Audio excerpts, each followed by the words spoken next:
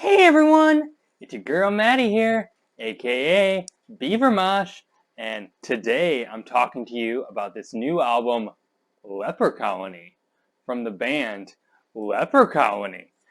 And this band comes basing themselves out of Germany. This is a Transcending Obscurity Records release. It's the debut album listed under this band, but if you look at the band's members, none of these guys are noobs. They're veterans of the scene. Look at their Metal Archives page. You'll see that each person involved with Leper Colony has paid their dues, including guitarist Roga Johansson, who brings his very developed over the years unique style to this record. And this is a very vintage sounding, old school, ugly death metal album. Very to the point, sounds like the traditional OGs of death metal. You're going to hear your death and you're going to hear your pestilence here. But also, the band injects a real thrash element at times here that carries this above the status of being just another cookie cutter death metal album. No, there's definitely something special. There's just riffs on riffs to behold. And in that way, it really caught my attention and I really enjoyed this listen. The Human Paradox starts this track off with these slimy, cave digging, very chunky riffs.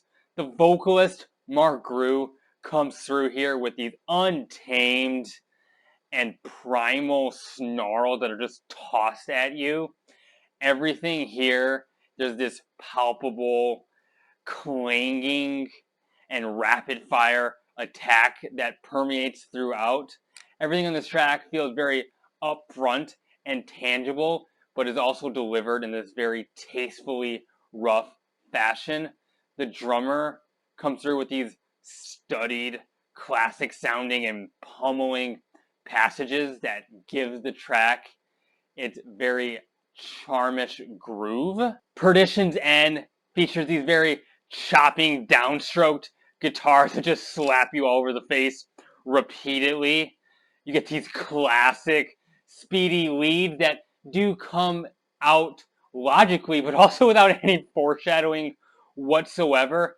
It definitely helps build up some momentum. And I also love how the drummer isn't afraid to just get very skeletal and restrained. It helps create some tension underneath as the band weaves in and out of various riff ideas up top. The band's thrash DNA comes through a lot on Surgical, on Endeavors, with some raging punkish aggression. The vocalist interjects some adrenaline-infused shouts within the growls. Some of the more clinical and crisp passages from the guitars here have me critically headbanging in approval. And the tempo shifts here are also super cool.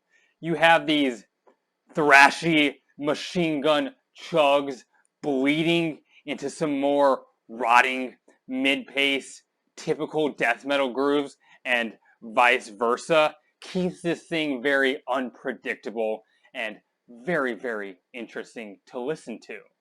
You get this ripping Exodus-esque introduction on Tar and Feathers.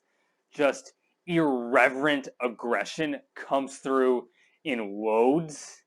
Some of the very meaty chugs on this track, I just can't stop grinning to it. It's just pure, untarnished death metal at its core.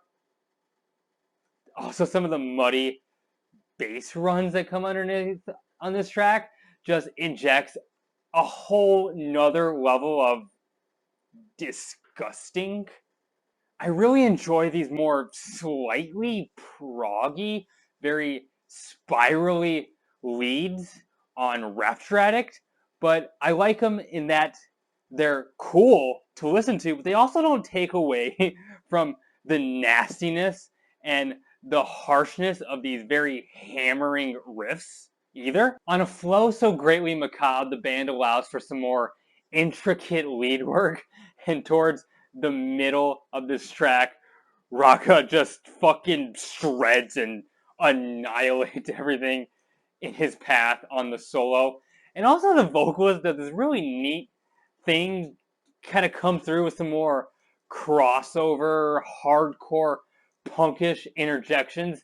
Definitely punches in a lot of energy on this track. Flesh Crawl Demise switches back and forth from some double bass heavy thrash riffs to these more oozing, kind of chromatic death metal passages, and uses both of those approaches kind of interchangeably throughout.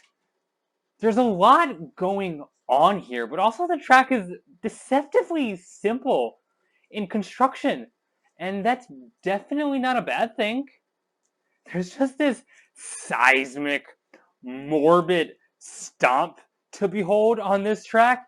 It will pummel you into utter oblivion. And it might make you feel a little bit nauseous as kind of a side effect to that. Gruesome End is kind of just that. And here the band introduces a ravaging idea after another. And it never gives me time to really settle in. And I actually really enjoy the unease that creates for me. There's also these really tasty like hammer-on licks throughout that the band incorporates. But what really stands out on this track is how the band ends it and ends the album with this burning theatrical kind of closure with these slithering leads and these absolutely hellish chanted vocals. For those of you that are searching for that more traditional, really dirty death metal sound without that many bells and whistles, well, this will definitely scratch that itch. But that's not to say that this is just a standard death metal album either. No, you can definitely sense the fine tuning that went into this and the riff craft. I mean, this is just a plethora of riffs. This thing is just so well written and performed. I just enjoyed the heck out of it. And those are my thoughts on this record. If you liked this review, consider hitting that like button. It really helps get the video out there. If you'd be so kind, I would love it if you would consider subscribing. I have a Twitter you can follow. Link to that is in the bio of this YouTube channel. Leave a comment if you want. I love interacting with those. Hey, you watching. Keep it metal. My name is Maddie, aka Beaver Mosh. This is me, signing off. Bye bye.